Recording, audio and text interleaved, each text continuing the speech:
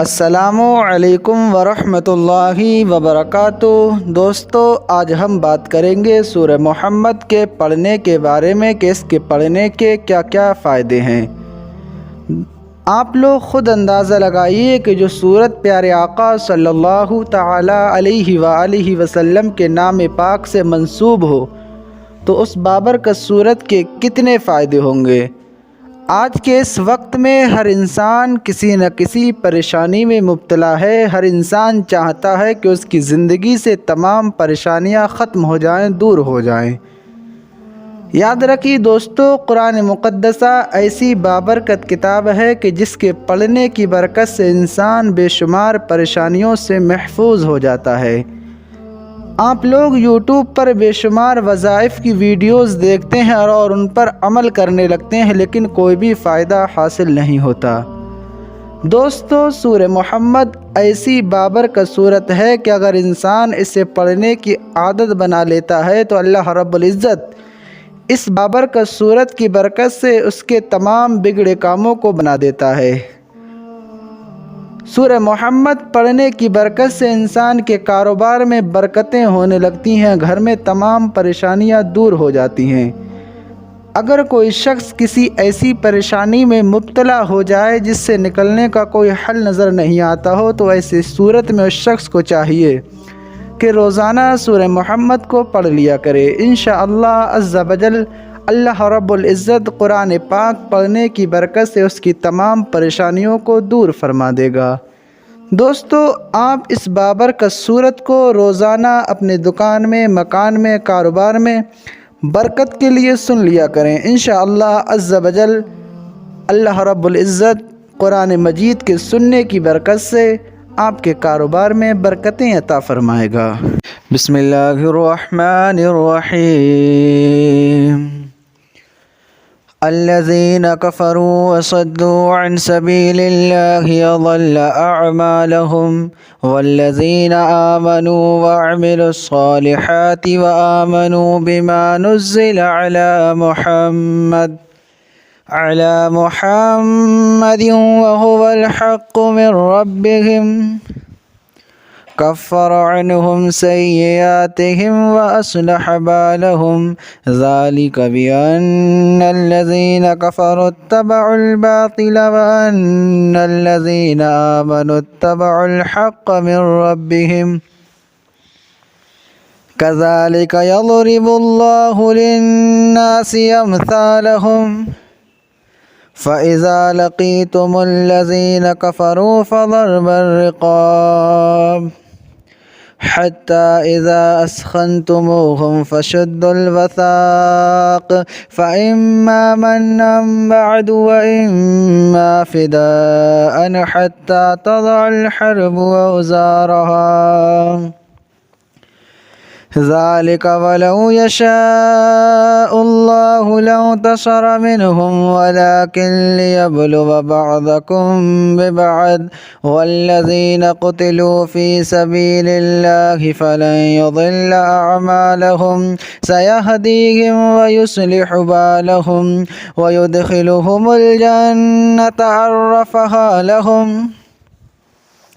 يا أيها الذين آمنوا إن تنصروا الله ينصركم ويثبت أقدامكم والذين كفروا فتعسا لهم وأضل أعمالهم ذلك بأنهم كرهوا ما أنزل الله فأحبط أعمالهم أفلم يسيروا في الأرض فينظروا كيف كان عاقبة الذين من قبلهم دمر الله عليهم وللكافرين أمثالها ذلك بأن الله مولى الذين آمنوا وأن الكافرين لا مولى لهم إن الله يدخل الذين آمنوا وعملوا الصالحات جنات تجري من تحتها الأنهار والذين كفروا يتمتعون ويأكلون كما تأكل الأنعام والنار مثوى لهم وكأي من قرية هي أشد قوة من قريتك التي أخرجتك أهلكناهم فلا ناصر لهم أفمن كان على بينة من ربه كمن زين له سوء عمله واتبعوا أهواءهم مثل الجنة التي وعد المتقون فيها أنهار من ماء غير ياس وأنهار من لبن لم يتغير طعمه وأنهار من خمر لذة للشاربين وأنهار من عسل مصفى ولهم فيها من كل الثمرات ومغفرة من ربهم كمن هو خالد في النار وسقوا ماء حميما فقطع أمعاءهم ومنهم من يستمع إليك حتى إذا خرجوا من عندك قالوا للذين أوتوا العلم ماذا قال آنفا أولئك الذين طبع الله على قلوبهم واتبعوا أهواءهم والذين اهتدوا زادهم هدى وآتاهم تقواهم فهل ينظرون إلا الساعة أن تأتيهم بغتة فقد جاء أشراطها فأنى لهم إذا جاءتهم ذكراهم فاعلم أنه لا إله إلا الله واستغفر لذنبك وللمؤمنين والمؤمنات والله يعلم متقلبكم ومثواكم ويقول الذين آمنوا لولا نزل السورة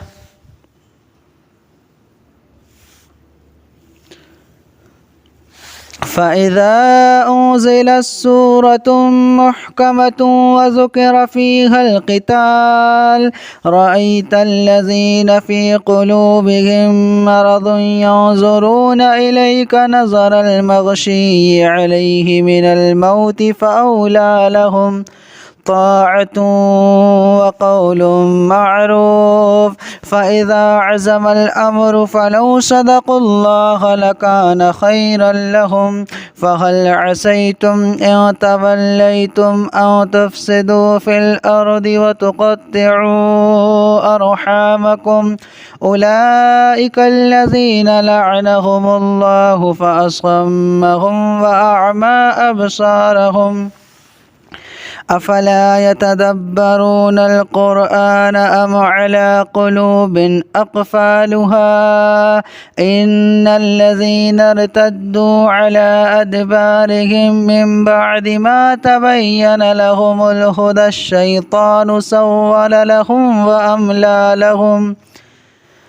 ذلك بأنهم قالوا للذين كرهوا ما نزل الله سنطيعكم في بعض الأمر والله يعلم إسرارهم فكيف إذا توفتهم الملائكة يضربون وجوههم وأدبارهم ذلك بأنهم اتبعوا ما أسخط الله وكرهوا رضوانه فأحبط أعمالهم أم حسب الذين في قلوبهم مرض أن لن يخرج الله أضغانهم ولو نشاء لأريناكهم فلعرفتهم بسيماهم ولتعرفنهم في لحن القول والله يعلم أعمالكم ولنبلونكم حتى نعلم المجاهدين منكم والصابرين ونبلو أخباركم إن الذين كفروا وصدوا عن سبيل الله وشاقوا الرسول من بعد ما تبين لهم الهدى لن يضروا الله شيئا وسيحبط أعمالهم. يا أيها الذين آمنوا أطيعوا الله وأطيعوا الرسول ولا تبطلوا أعمالكم. إن الذين كفروا وصدوا عن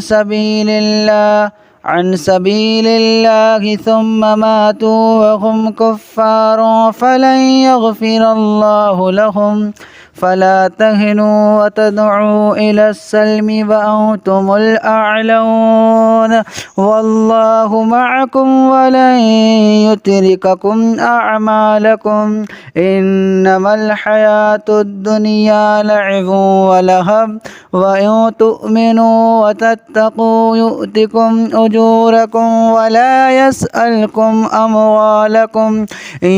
يسألكموها فيحفكم تبخلوا ويخرج أضغانكم. ها أنتم هؤلاء تدعون لتنفقوا في سبيل الله فمنكم من يبخل ومن يبخل فإنما يبخل عن نفسه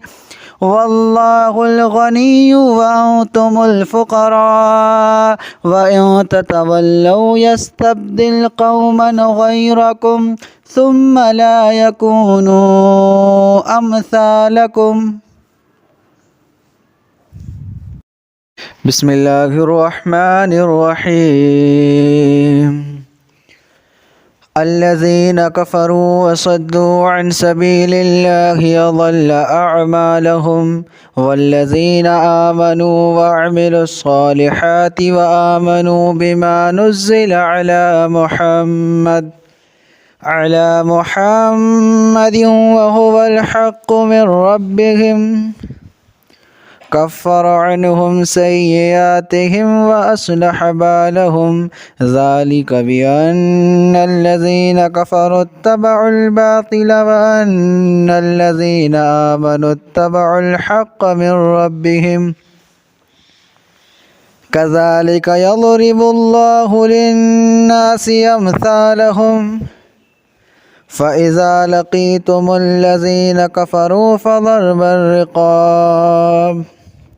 حتى إذا أثخنتموهم فشدوا الوثاق فإما منا بعد وإما فداء حتى تضع الحرب أوزارها. ذلك ولو يشاء الله لانتصر منهم ولكن ليبلو بعضكم ببعض والذين قتلوا في سبيل الله فلن يضل أعمالهم. سيهديهم ويصلح بالهم ويدخلهم الجنة عرفها لهم. يا أيها الذين آمنوا إن تنصروا الله ينصركم ويثبت أقدامكم. والذين كفروا فتعسا لهم وأضل أعمالهم. ذلك بأنهم كرهوا ما أنزل الله فأحبط أعمالهم. أفلم يسيروا في الأرض فينظروا كيف كان عاقبة الذين من قبلهم دمر الله عليهم وللكافرين أمثالها. ذلك بأن الله مولى الذين آمنوا وأن الكافرين لا مولى لهم. إن الله يدخل الذين آمنوا وعملوا الصالحات جنات تجري من تحتها الأنهار والذين كفروا يتمتعون ويأكلون كما تأكل الأنعام والنار مثوى لهم وكأي من قرية هي أشد قوة من قريتك التي أخرجتك أهلكناهم فلا ناصر لهم أفمن كان على بينة من ربه كمن زين له سوء عمله واتبعوا أهواءهم مثل الجنة التي وعد المتقون فيها أنهار من ماء غير ياس وأنهار من لبن لم يتغير طعمه وأنهار من خمر لذة للشاربين وأنهار من عسل مصفى ولهم فيها من كل الثمرات ومغفرة من ربهم كمن هو خالد في النار وسقوا ماء حميما فقطع أمعاءهم ومنهم من يستمع إليك حتى إذا خرجوا من عندك قالوا للذين أوتوا العلم ماذا قال آنفا أولئك الذين طبع الله على قلوبهم واتبعوا أهواءهم والذين اهتدوا زادهم هدى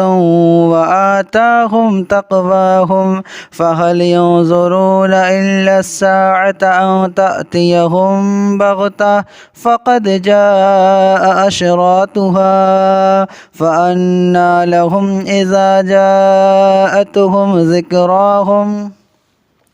فاعلم أنه لا إله إلا الله واستغفر لذنبك وللمؤمنين والمؤمنات والله يعلم متقلبكم ومثواكم ويقول الذين آمنوا لولا نزل السورة